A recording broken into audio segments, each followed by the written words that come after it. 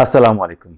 मैं हूं मोहसिन दुरानी। यूथ पे तो काफ़ी बात की, लोगों ने बड़ा अप्रिशिएट किया। आप सब लोगों ने देखा उसको, पाकिस्तान की यूथ की क्या इंपॉर्टेंस है, क्या किस तरह से उसको एम्पावर किया जाए और फिर किस तरह से पाकिस्तान की यूथ को एजुकेशन की तरफ ले जाए।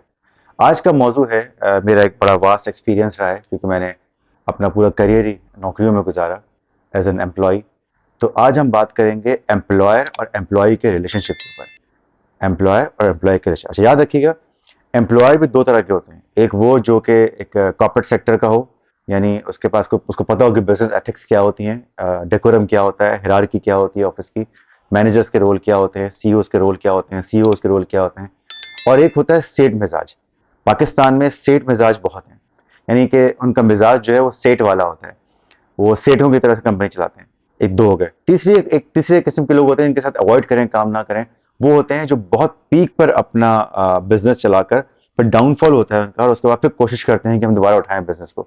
तो उनके साथ बहुत सारे इश्यूज होते हैं क्योंकि वो उस फ्रेम ऑफ माइंड से निकले नहीं होते कि अभी वो कुछ नहीं है। वो कुछ थे लेकिन अब कुछ नहीं है।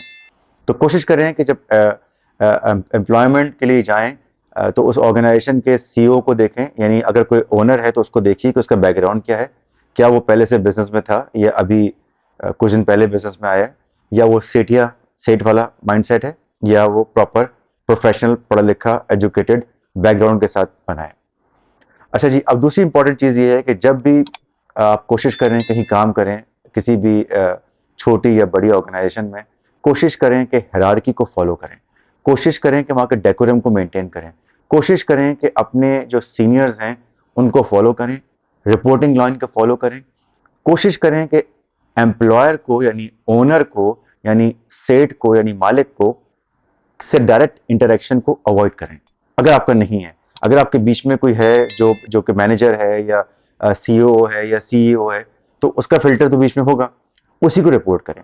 तीसरी चीज़ ये, जब ज्वाइनिंग के लिए जाएं किसी भी ऑर्गेनाइजेशन में, तो अपनी जेडीज को पहले पढ़ लें।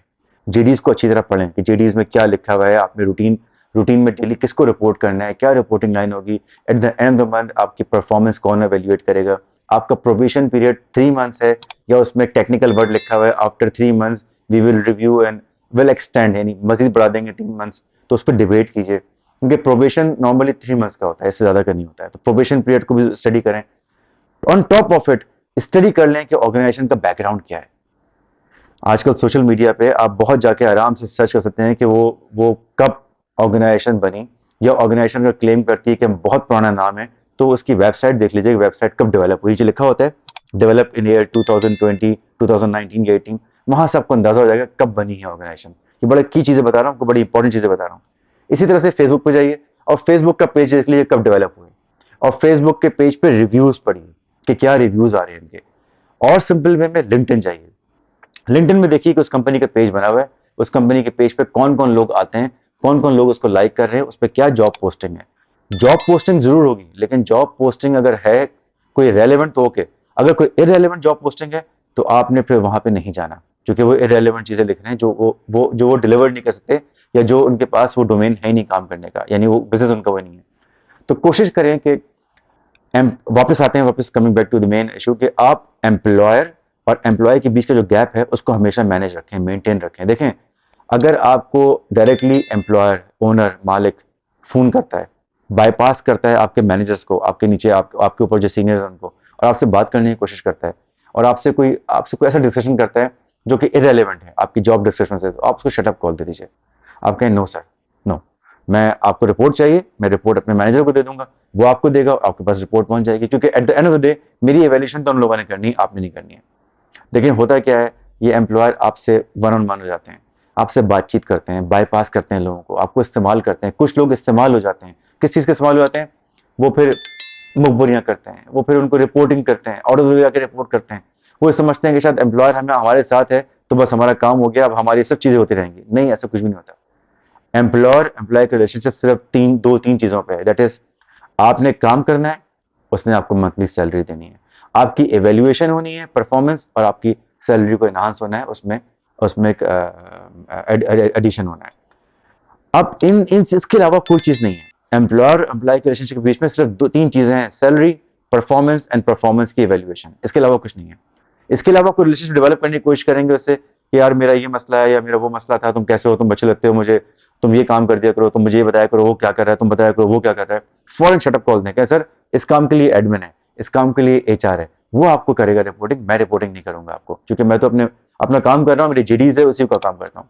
क्योंकि होता क्या है मेरे भाई, मैंने मैंने को तकरीबन 7-8 साल गुजारे इसमें, फिर उसके बाद फर्दर 7-8 साल एक और ऑर्गेनाइजेशन में। ये एम्प्लॉयर आपको भाई बोलते हैं या आपको बेटा बोलते हैं, लेकिन ऐसा कुछ नहीं होता, ना आप उनके भाई हैं ना आप उनके बेटे हैं। कभी आपको कहीं भी ना कि मेरे छोटे भाई हैं बड़े भाई हैं, बोल नहीं सर, अगर मैं बड़ा भाई हूँ तो मुझे आप फिर शेयर दे दीजिए कंपनी में, मुझे शेयर दे दीजिए, मैं बड़ा खुश हूँ, आपका भाई बन जाऊंगा। लेकिन मैं तो जॉब पे काम करता हूँ, एक सैलरीड पर्सन हूँ, आप मंथ के एंड में मुझे सैलरी देते हैं, और वह सैलरी बढ़ाने के लिए परफॉर्मेंस देता हूँ, जिसके बिना पे मेरी सैलरी इंक्रीज होती बढ़ती है। तो कोशिश करें कि वो एम्प्लॉयर एम्प्लॉय के रिलेशनशिप को बस इतना रखें जितना वो है। इससे ज़्यादा रखेंगे आपको तकलीफ होगी, आपकी एक्सपेक्टेशन बढ़ेंगी, और जब उसे निकालना होगा आपको, तो वो आपको डायरेक्टली नहीं बोलेगा, वो फिर आपके कंसर्न मैनेजर को बोलेगा, एचआर को बोलेगा, जी उनसे कहें खुदा हाफिज, थैंक यू।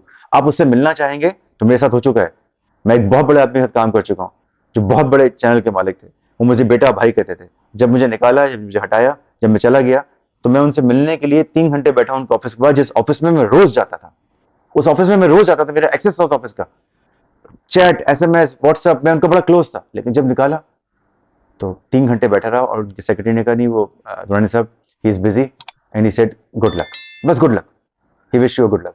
ये होता है। तो मेरा आपसे रिक्वेस्ट ये है कि कहीं भी काम करें अपने लिमिट्स में रहें, अपनी जेडीज को फॉलो करें और आगे बढ़ें। कभी भी ओनर के साथ आप कोई ऐसी अंडरस्टैंडिंग ना करें कि जी मैं आपको बताता हूँ, मैं उसकी मुखबरी करता हूँ, मैं उसकी चुगलीबाजी करता हूँ, no no no no, never never. हमेशा रूल्स को फॉलो करें, हायरार्की को फॉलो करें, एथिक्स पे काम करें। जब तक आप एथिक्स पे काम करेंगे, रूल्स एंड रेगुलेशन को फॉलो करेंगे, ऑर्गेनाइजेशन के ऑफिस के, चाहे छोटा हो चाहे बड़ा हो, आप हमेशा सक्सेसफुल रहेंगे। सक्सेस आपके पीछे भागेगी। लेकिन अगर आपने ये चीजें ब्रेक करना शुरू कर दी, कुछ नहीं होगा, ये निकाल देंगे आपको। ये बहुत अजीब गरीब ओनर होते हैं, ये एम्प्लॉयर होता है बहुत अजीब गरीब होता है, ये किसी का नहीं होता, बस ये सिर्फ काम का होता है, और ये उसने आपको चेक भी कर रहा हो कि आप किस टाइप के आदमी हैं। तो कोशिश करें कि एम्प्लॉयर एम्प्लॉय के बीच का जो गैप है उसको हमेशा मेंटेन रखें, मैनेज रखें, अपना काम से काम रखें, परफॉर्मेंस दें। At the end of the day अल्लाह ताला आपका राज़िक है, वही खालिक है, वही आपको रिज़्क देने वाला है।